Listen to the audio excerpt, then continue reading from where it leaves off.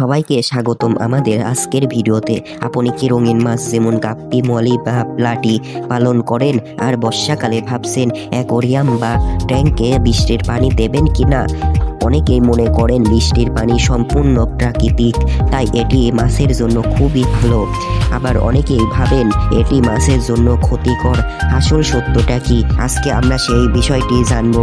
তাহলে সবাই ভিডিওটি পুরোপুরি দেখুন এবং লাইক করে দেবেন এবং সাবস্ক্রাইব করবেন সবাই। প্রথমেই আসি আসল কথায়। সরাসরি বৃষ্টির পানি রঙিন মাছের জন্য ঝুঁকিপূর্ণ হতে পারে কেন?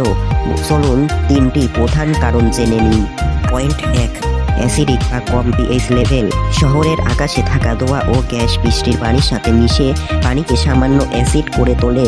গাপ্পি ও মলি মাছ কিছুটা অ্যালকালাইন বা ক্ষতিকর পানির পিএইচ 7.0 বা 8.0 পছন্দ করে, কিন্তু বৃষ্টির পানি পিএইচ প্রায় 6.0 বা তার নিচে থাকে, যা মাছের জন্য ক্ষতিকর।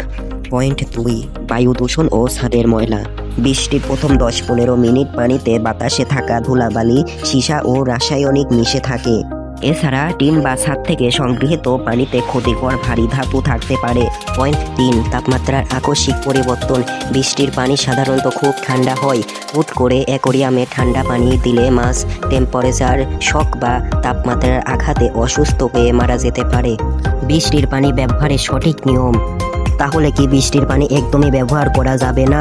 উত্তর হলো যাবে, তবে কিছু নিয়ম মেনে। প্রথম, বৃষ্টি এড়িয়ে চলুন। বৃষ্টি শুরু হওয়ার প্রথম 15 থেকে 20 মিনিটের পানি সংগ্রহ করবেন না। এতে বাতাসের দূষিত পদার্থ ধুয়ে যাওয়ার পর যে পরিষ্কার পানি পড়ে সেটি নিন।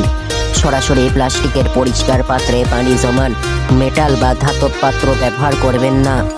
বৃষ্টির পানি ব্যবহারের সহজ নিয়ম হলো সরাসরি শুধু বৃষ্টির পানি না দিয়ে অর্ধেক সাধারণ ট্যাপের পানি আর অর্ধেক বৃষ্টির পানি মিশিয়ে নিন, আর পানিটা কিছুক্ষণ ঘরে রেখে স্বাভাবিক তাপমাত্রায় এলে তারপর ট্যাঙ্কে দিন। আর যারা ছাদের ড্রামে গাপ্পি বা মলি পালেন, বৃষ্টির সময় খেয়াল রাখবেন ড্রাম ভরে যেন মাছ ভেসে না যায়। ড্রামে কচুরিপানা বা ওয়াটার লিলি থাকলে পানি ভালো থাকে, তবে টানা বৃষ্টি হলে ড্রামে থেকে কিছুটা পানি ফেলে ট্যাপের ভালো পানি মিশিয়ে দেবেন। একটু সচেতন হলে বৃষ্টির পানিতেও গাপ্পি মলি একদম সুস্থ থাকে। ভিডিওটি ভালো লাগলে লাইক দিন এবং নতুন টিপস পেতে চ্যানেলটি সাবস্ক্রাইব করে রাখুন। ধন্যবাদ।